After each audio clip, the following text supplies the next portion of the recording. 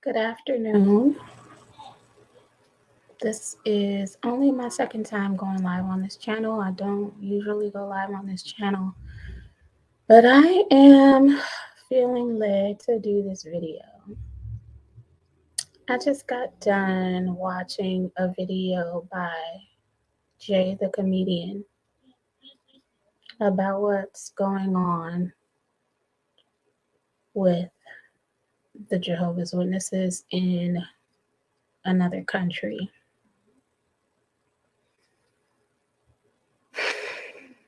Apparently, they're receiving backlash for disfellowshipping minors and the mental and spiritual and God knows what other abuses it makes the youth feel when they are disfellowshipped. I can personally speak from experience because I was disfellowshipped twice. So let me backtrack. So first of all, my name is July. I was born into the religion, fifth generation. My parents were baptized, I believe, the year I was born, 1975. Isn't that interesting? 1975. And so, if you've been in the religion for a long time, you know that that's the year where they thought that everything was coming to an end, and it did not. From the stories that I've heard, people were buying things and running up credit that they really couldn't afford, and they thought that the world was going to come to an end in 1975, but it didn't. And I'm grateful that I'm alive. I'm grateful that I was born that year and that I'm here. So, for me, someone who's really into like numbers and everything, that's really significant for me. Not to mention that 1975 adds up to 22. That's a special a number for me. I was born on the 22nd. Anyways, I won't let me get into what you guys do understand, which I understand it's going to be many of you who are ex Jehovah's Witnesses like myself and who probably were indoctrinated at a young age or just, at a certain point in your life, decided that that was the path you were going to take at that time. And now that you've changed, there are probably still a lot of things that you um, feel from, I guess, a biblical standpoint that is, still very much a part of who you are, your core beliefs. Not saying that they are anything like the doctrines that they preach, but in other words, I'm very different from that. And so I don't want to shock anybody with the things that I believe in just yet, maybe later in the video.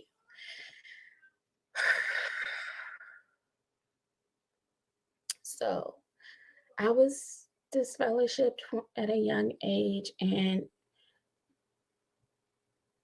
it nearly killed my mother. That was so hard on her. It was hard on her. It was hard on my dad. It was hard on my family, hard on my friends. Um,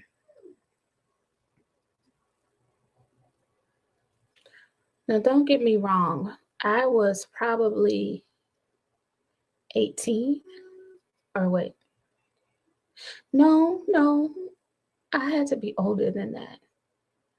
But it still was a very young age.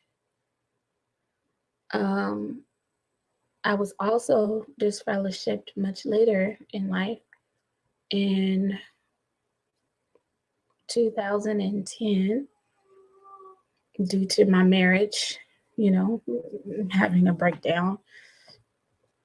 So that was difficult on my family both times. Um, I know that my younger brother also went through a phase where he was discovering himself and He also got disfellowshipped while he was, um, under my parents' care, and that I know that took a toll on them. So I'm saying all that to say, fast forward to when my mother got sick in her older age, she had a stroke, needless to say. Um, by this point, three of her siblings had passed away. And after her stroke, a fourth sibling passed away. And she just couldn't take it anymore. So it was difficult on her. She was having a hard time recovering. And I believe that she may have had COVID. She died just before COVID got big, but she was suffering with her breathing. She had internal collapse of her diaphragm. And so her lungs were impacted from the collapse, and she just couldn't breathe. She had a difficult time breathing. It was really hard to see. It was hard to see. She suffered a long time before she decided to finally check herself into the hospital. She asked me to take her, and we actually went to the emergency room because of the hard time she was having breathing. Anyways,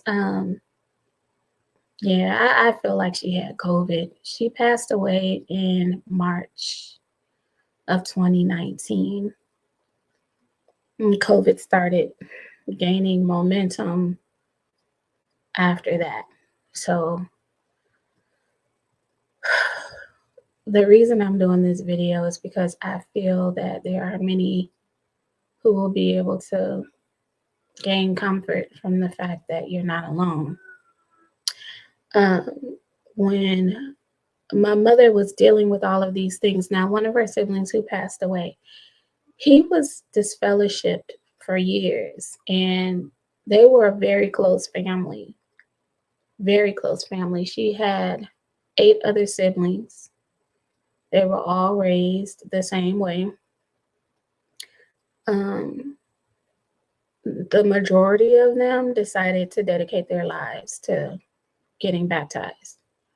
Um, but the majority of them did not stay for many reasons. It just was difficult, you know. It's a difficult life to live. So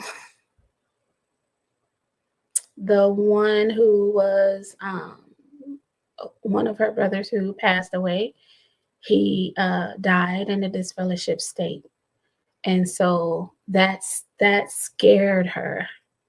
It scared all of us because of what we were taught in the beginning, about if you are disfellowshipped, you won't be resurrected if you die in that state, or they used to talk about that a lot. But then in recent years, I noticed that they stopped saying it. There were a lot of things that they stopped saying because it was like, it feels like you're talking out the side of your neck about things you don't know about a loving God, a real God who is loving. And so, because of the closeness she had with her family, that really, it's hard to describe how it affected her. I can feel it right now. It's just an empath. I feel her pain in my heart right now. So she didn't know what to make of situations like that. Not to mention because of how torn she felt about situations like that. Because that brother of hers was not the only one who was disfellowshipped. She had 2 sisters who had been disfellowshipped before. one of them multiple times. And then she had two brothers who, although they were baptized, they were not serving in the capacity that was considered acceptable. So you can just call them inactive, I guess. So she's dealing with all of this, right? And she's like, well, how can my family be so torn apart? She was the oldest of her siblings. She was the oldest of all of her siblings. She that was difficult on her. It's almost like being, almost like a mother to them. So anyway, yeah, she went through a lot. Oh my God, that religion. Can we please talk about how that religion tears up marriages? It tears up marriages so bad. Oh my God, that religion tears up marriages.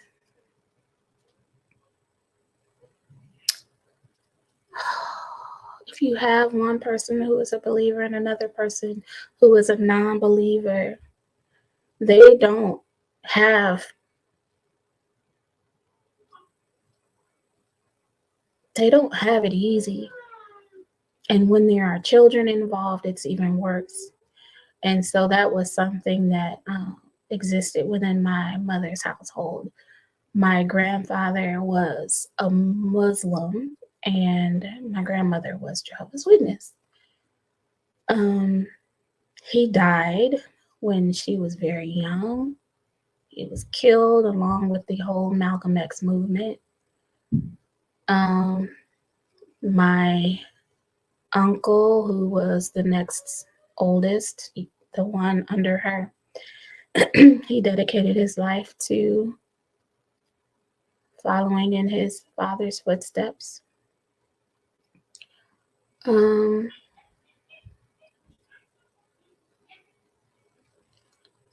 I need to write a book.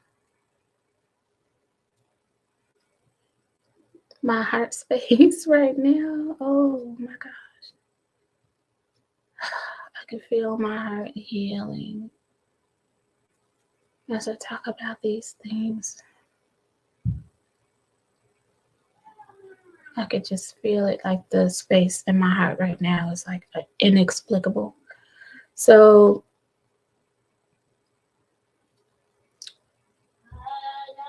that's, she told me when I was a young girl about the hard time she had as a young girl.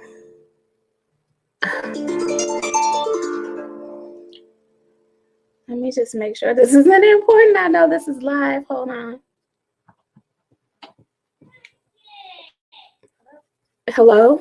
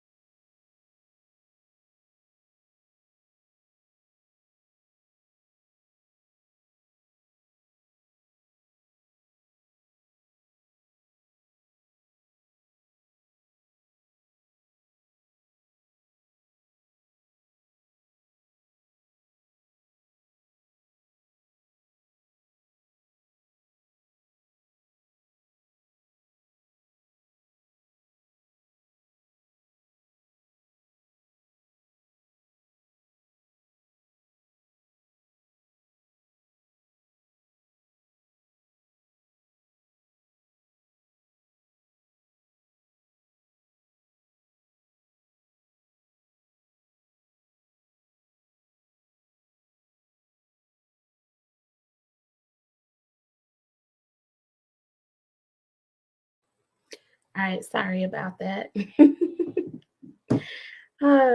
Have to make sure that I take business calls. You can't miss business calls.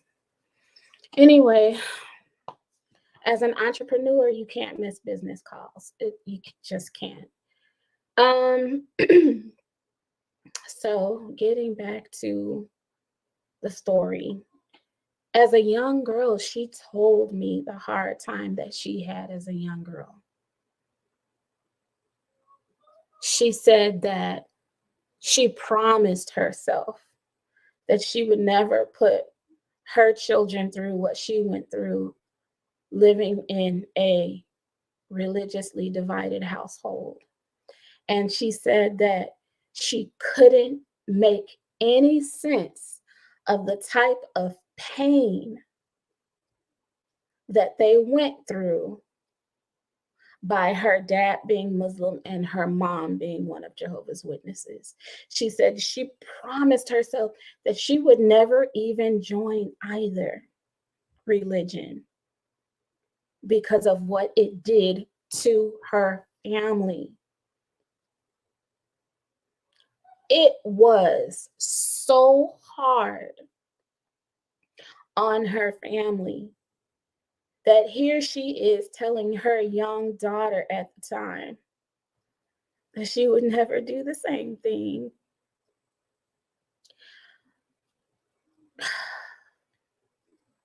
She witnessed separation of her mother and father.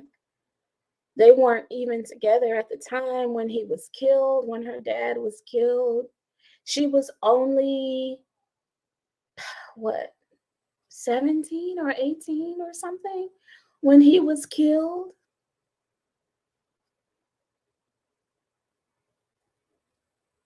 I can't even imagine what that was like for the rest of her siblings. Can't even imagine what that was like for the rest of her siblings. So, anyways, um, what her mother went through as a single mom, what my grandmother went through as a single mom was terrible in the organization. The way the other women treated her in the organization was unacceptable. There's this thing about marriage in that organization that just makes it so tough on everybody's lives. And I don't know if it's the same way in the churches or what. I don't know. I have no idea. But I know that because of that religion and the way that you are supposed to stay together forever, unless you are, I guess, allowed to divorce because of fornication, adultery, that type of thing, you are forced to stay with someone that you may not be compatible with. You are forced to stay with someone who may be beating your, you know what. You are forced to stay with someone who may be making it very difficult for you to just live, because there are more ways to abuse someone than just physically. But you, because of the religion, are not allowed, you are not allowed to divorce that person. And if you separate from that person, it's even frowned upon.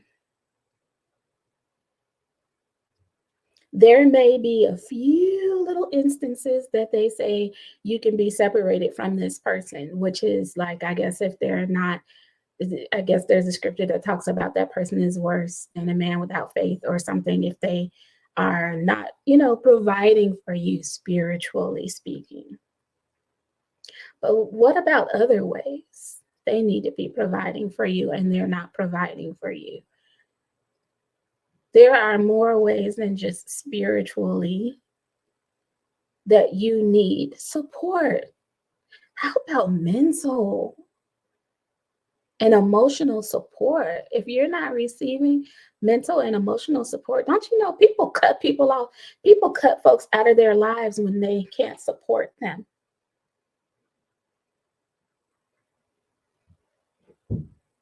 If they can't be supportive, a loyal friend,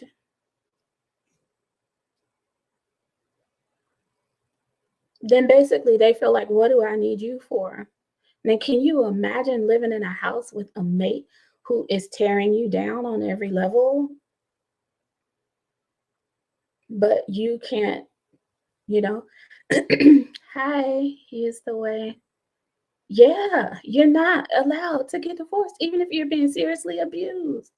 So, like, to know that all that stuff goes on, and then the things that they do, like try to regulate what goes on in your bedroom, that had a huge impact on me in my young marriage.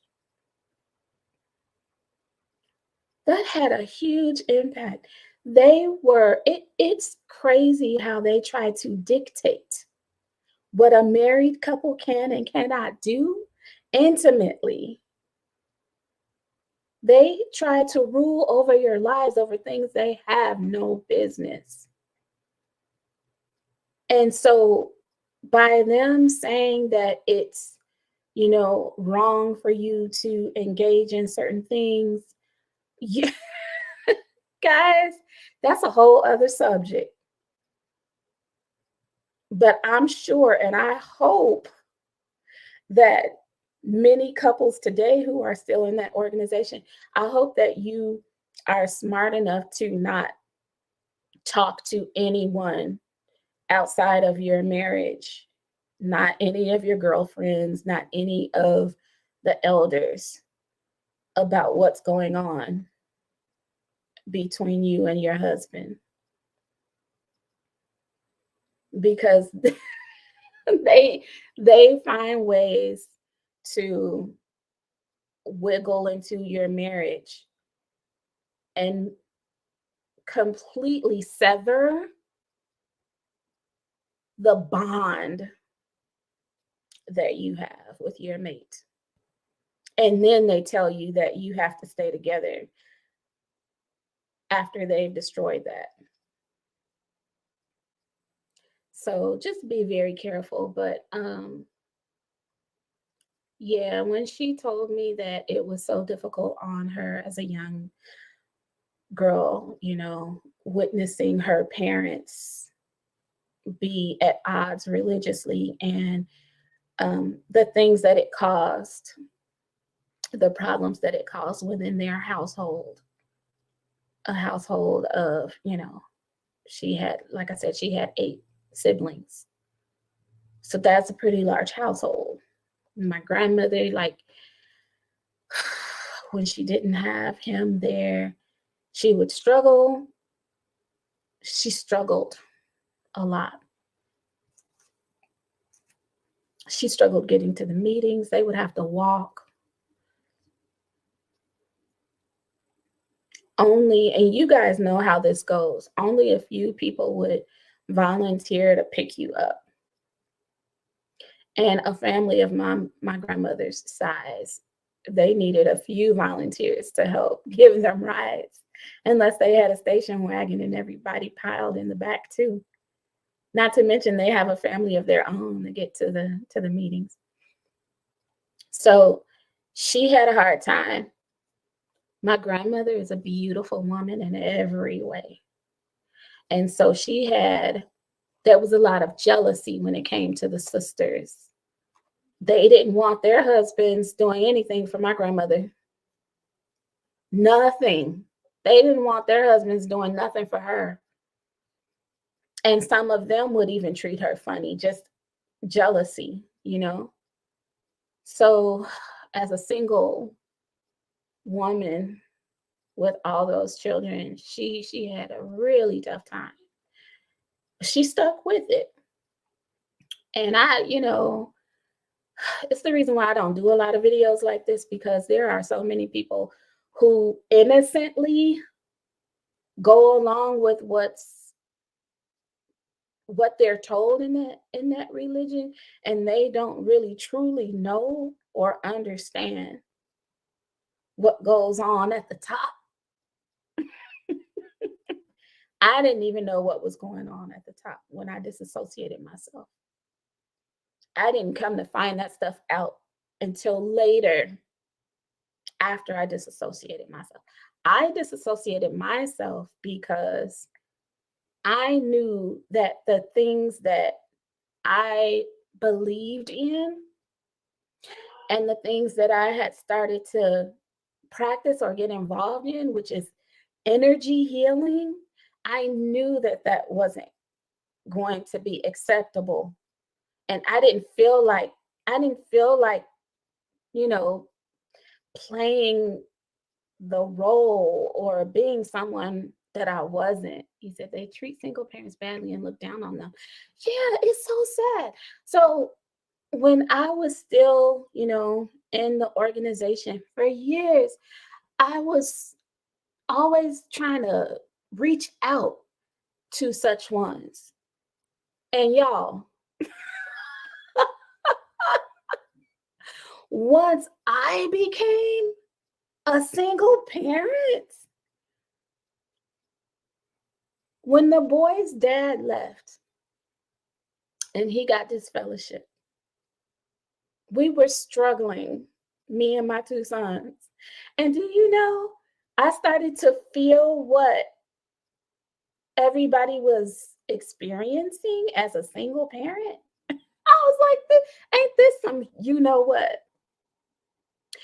But anyway, I'm the type of person that I never let them get to me. My mother was so afraid. She thought that I was going to have some type of mental breakdown. Or I don't know if she really thought that. I think what she really thought was she was so afraid.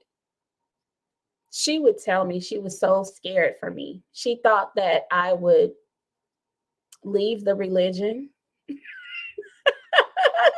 Not until after she died, but she thought that I would leave the religion, or she thought that I would be so stumbled by the treatment that I received in the religion, as well as the difficulties that I experienced in my marriage. She thought that was going to do me in. No, no. I've always had my own relationship with God. They couldn't stand, they couldn't stand to have me in that back room.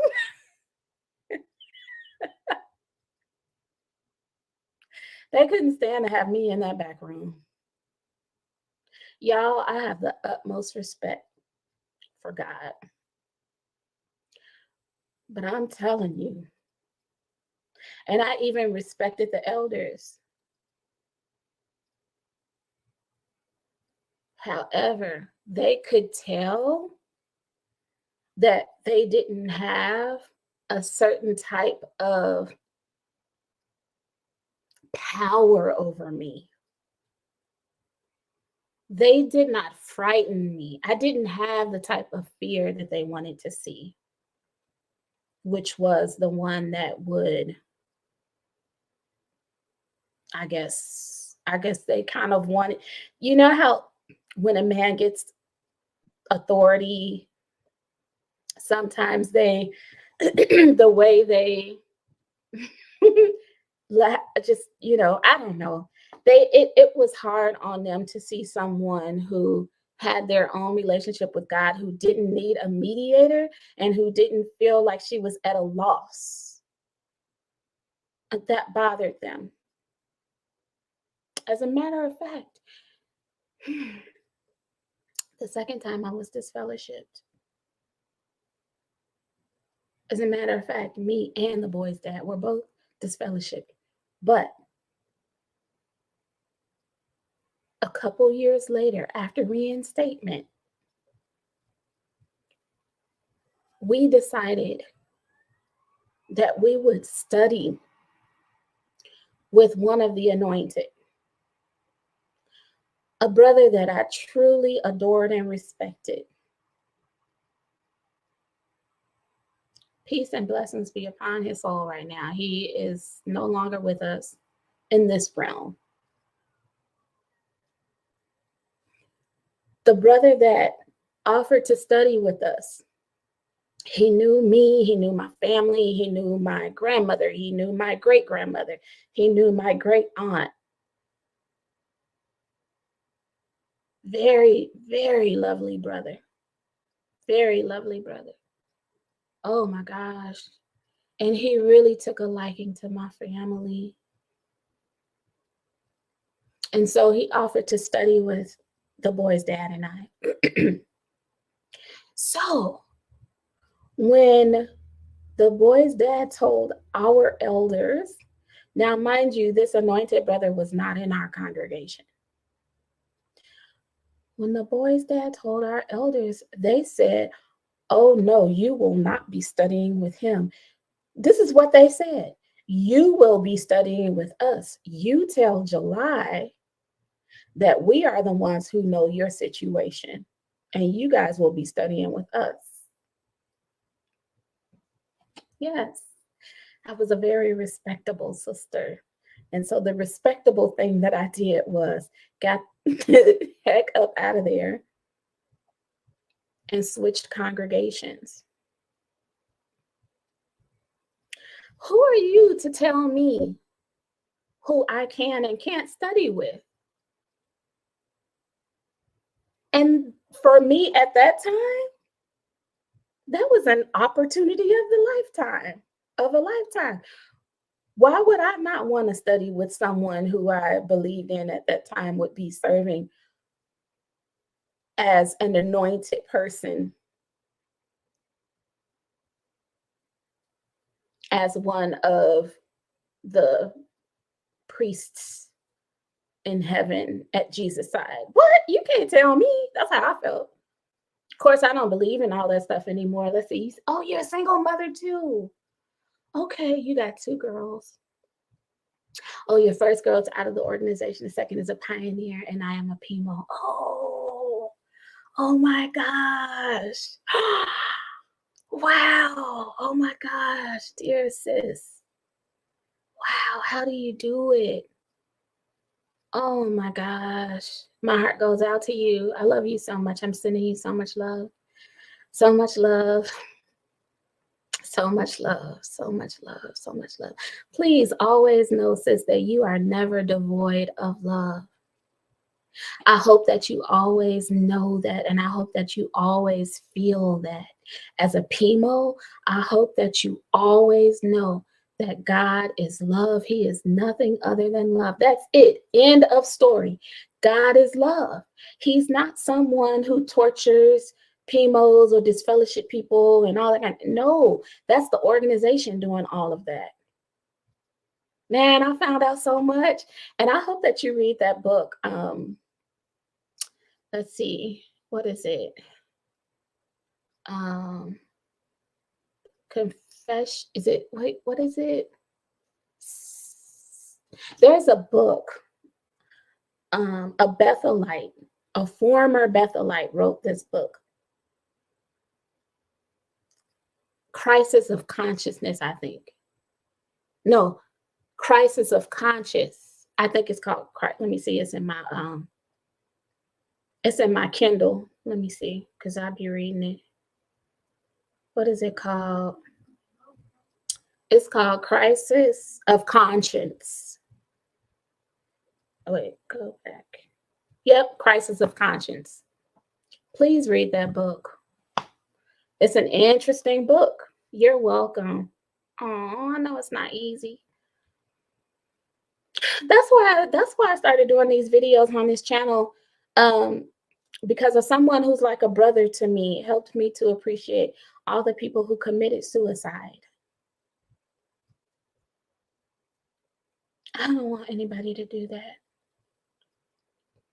If there's anything I can do to help people find some comfort and some peace, the same peace that I had, yes, you'll love it. The same peace that I had when I was in the organization and the same peace that I have now that I have disassociated myself. Oh my gosh, if I can help anyone find that peace, I don't want anyone to go through the things that I went through. I don't want anyone to go through the things that my family members, my uncles and aunts went through. I don't want anyone to go through what my mom went through. She suffered so bad when she was dying because of the confusion that she had about her spirituality and what would happen on the other side. She was so afraid of what happened, what may have happened to her father, who was a Muslim, who was killed. She didn't know if he was burning in hell or if he would never be resurrected and she would never see him again. She was afraid of the fact that if she, you know, if all this was true and she was resurrected in a paradisiac earth, would she see her father again? Would she see her brother who had died in a disfellowship state?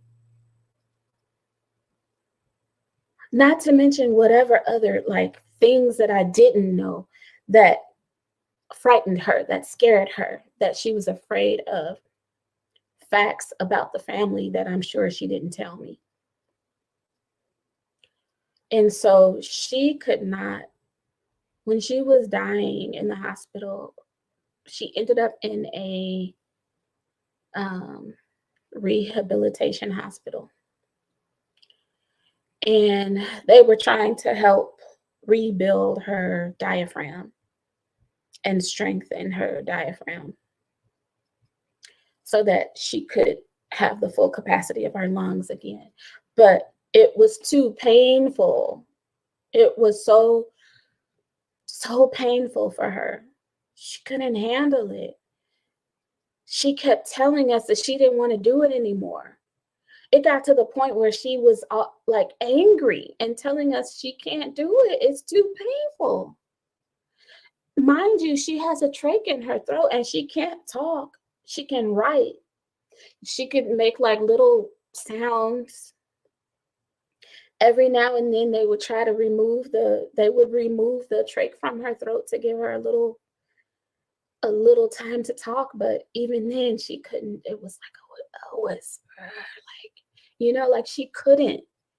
She was in too much pain for months. It felt like months. Yeah, I took her to the ER in January and she passed away in March.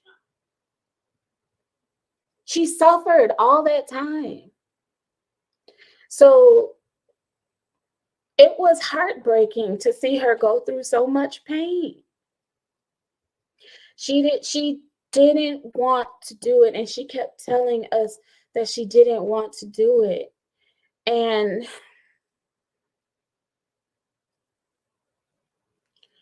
it didn't bother me. That did not bother my conscience that my mother did not want to be in pain anymore. That did not bother me. I didn't want her in pain either.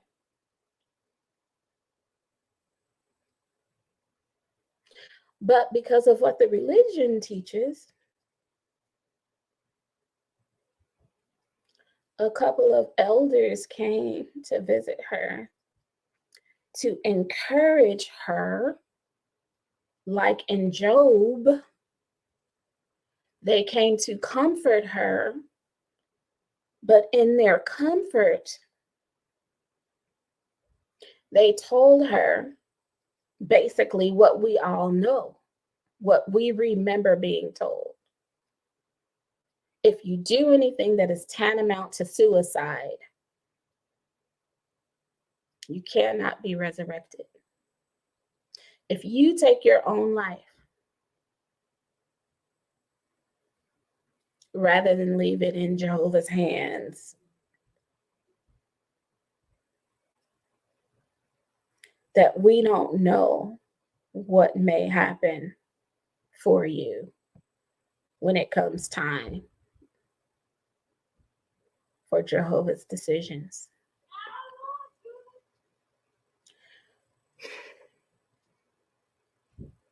Now, this is the person who got almost got kicked out of the hospital for arguing with her father in her mother's hospital room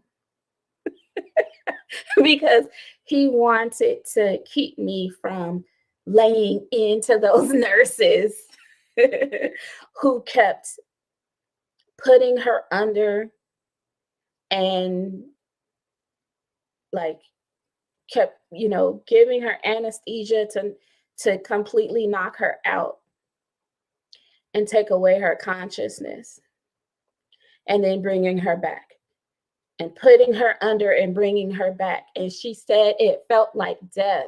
She did not want them to do it. She couldn't even speak. She had the trach.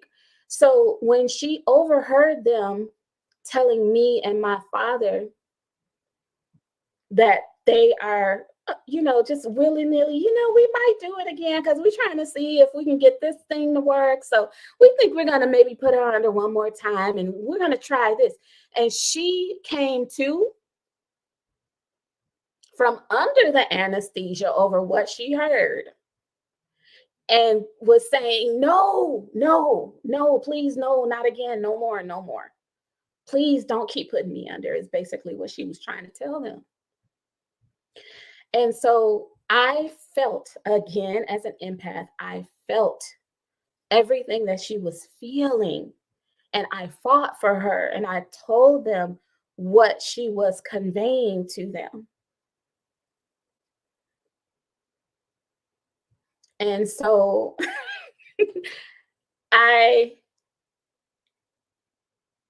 like I said, even in the organization, I know I'm like emotional and spirited right now. This is me being able to finally let all this out because I dare not disrespect anyone in the organization. I was not that type of sister. I was a very respectable sister. So, said all that to say, when I spoke to the nurses, I know how to talk to people. You guys are seeing a side of me that most people don't see. This is not my personality, how I talk to people. But when I was talking to those nurses, my dad knew, he knows that I have a way of talking to people and getting my point across in a respectable way. And even still, because of the situation, he can tell that I was getting ready to let loose. That even though I was speaking to them in a respectable way, that it was getting ready to sting because my mother was dying. What would you do if your loved one is lying there on their deathbed and they're saying that they don't want you to keep submitting them to dunking them under the water just until they're about to drown and then pull their head right back up? What would you do? She did not want that. And so he knows, and this is why I'm so into energy. I understand energy healing, and I also understand how to use your energy when it comes to reaching someone in a way that you need to reach them. And so this is the energy that you guys are seeing manifest right now. And so he didn't want those nurses to feel my energy. So we started arguing. That nurse got nervous. She was nervous. Like she was almost shaking and was afraid to do what she had to do in there. You know, she was nervous.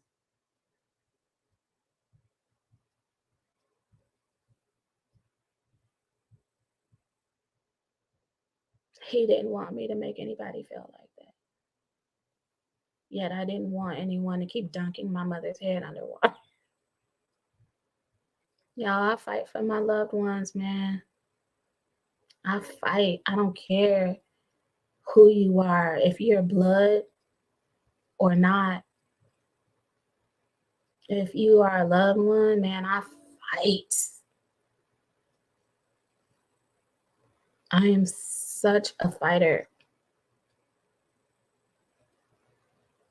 So, he got upset with me, and yeah, we were arguing, and basically they asked me to leave the room, and then they turned on some relaxing music from my mother.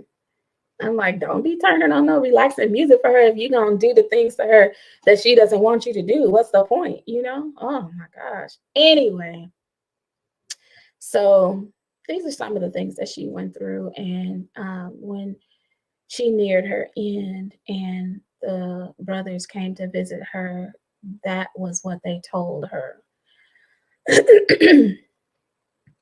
And so that even further hurt her heart.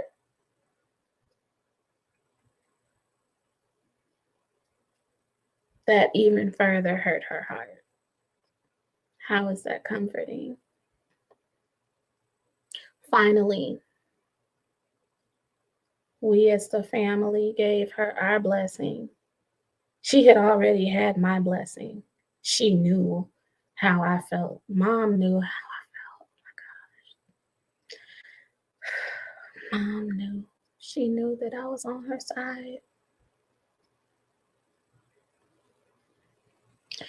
And then she made the decision. And it wasn't much longer after that she passed. And yeah, so this video will need to be a segue into a whole other topic that I need to share with my viewers. Because that's why I left the organization, because now, I'm seeing things from a whole other angle, a whole other point of view now. I no longer believe in the whole you fall asleep in death and you await a resurrection. I don't believe in any of that anymore. So there was a lot that happened in my reality, in my awareness after my mother passed away. So that's a topic for another video, but yeah, and it also relates to something that happened with my uncles, two of my uncles. That also is a part of that video that I need to add, because I will never forget how hurt I was and how disappointed I was that at the time in my marriage, at that time, when my uncle, who was disfellowship, when he had his stroke and he was dying. Oh gosh, I don't know if they'll call back. When he had his stroke and he was dying and he was in the hospital, it was the roughest thing for my family and I. But the boy's dad wouldn't support me. He had this tournament that he was going to, and I begged him to stay because I needed his moral support, the same way I supported him when his mother passed, the same way I supported him when his dad passed. No, basketball was more important. But because of some of the drama that went on in our marriage, I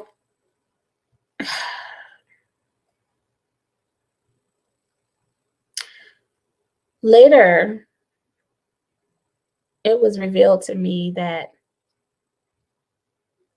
my two of my uncles, including the one who was dying, had run in with him, with the boy's dad, that they approached him. And yeah, so it's probably the reason, could possibly be, if all of these things took place the way it was told to me, could possibly be the reason why he didn't want to go see him, go see my uncle in the hospital or support me. So I don't know, but it's amazing the things that you, once you start to really realize about energy, how it's not ever destroyed. It just transitions. And you start to realize that, and the things that you come to find out, and yeah. But anyway, yeah, guys, those are just a few of the things that I experienced in my life as one of Jehovah's Witnesses. I just disassociated myself last year in April. I was 46 years old. And I thought that was pretty significant because, you know, I started realizing how significant numbers were to me in my life. And so I did the calculation and I realized I was baptized at age 13 and I disassociated myself at age 46. That means I served that life as one of Jehovah's Witnesses for 33 years. After the 33rd year, I made a change. And that speaks volumes for me, to me. But yeah, lots of stories about my marriage.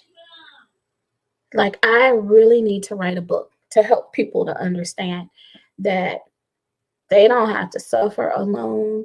You can still have your relationship with God despite everything that you're told, everything that you're taught. Despite it all, you still have your relationship with God. And it's that relationship that you draw from when all seems to fail in your life. But more importantly, you keep that relationship, not just only from when things seem to falter. You need to stay strong. You need to have that strong connection. As a matter of fact, you guys, I have another YouTube channel, July Wellness. I just did a video on there this morning that kind of helps you understand where I'm coming from when it comes to that. I also told them that I was going to start doing workshops because I have an herbal company, July Wellness, and the motto of my herbal company is heal yourself, restore your health. And I said, you know what? I think I'm going to start making some workshops, heal yourself, restore your health workshops for people to meet with me weekly on a Zoom. And we talk about the things that can help them with their health physically. And I told them also mentally, emotionally, spiritually. Things that they can do that are not necessarily the standard that people are used to in this country. In other words, home remedies, that's what my herbal company is about anyway. Natural, holistic health. And when I say holistic, I mean more than just holistic. I'm talking about with the W in front of it. I want you to be whole, and I want you to care for yourself wholly. WHOLLY. So I'm going to start those workshops. If anyone who happens to see this video is interested, I'll put the link in here over to that side of the YouTube, my other YouTube channel. I would love to have you there. These are going to be free workshops. But seeing as how I have this channel, and the reason I have this channel is because I want to help people who feel lost and helpless and hopeless to know that they still have that connection with God.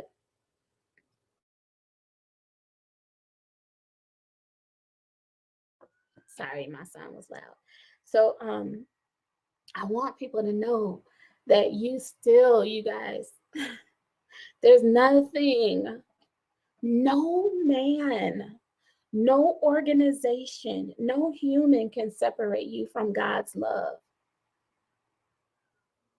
And if you don't believe in God, if you believe in something else, nothing can separate you from the source energy that gives you vibrance on a daily basis to wake up, to have life, for your heart to beat, for your lungs to work, all the involuntary things that your body does. Nothing can separate you from that except for you, not an organization. So, anyway, if anybody's interested in joining that workshop, you're more than welcome. I'm starting to consider if I should start some type of weekly workshop over here just to encourage everybody, whoever wants to get in on a Zoom, who may be doing this alone, who may have been ousted from the organization of Jehovah's Witnesses, or who may be a PMO, or who may be have disassociated themselves like I did. If anyone is interested in anything like that, let me know. Let me know. I'm more than willing to put something together for people because no one should have to do this alone. No one should have to do this alone. I want you guys to have more than just the support of YouTube comments. People are lonely. People are trying to survive on their own, and you shouldn't have to. So I'm sending you my love. I'm sending my offering. And I want you to know that you are cared for. So anyway, I may do another video soon. I don't know. I hope this video helps someone. I love you guys. And I will catch you next time. You guys take care. Enjoy the rest of your evening.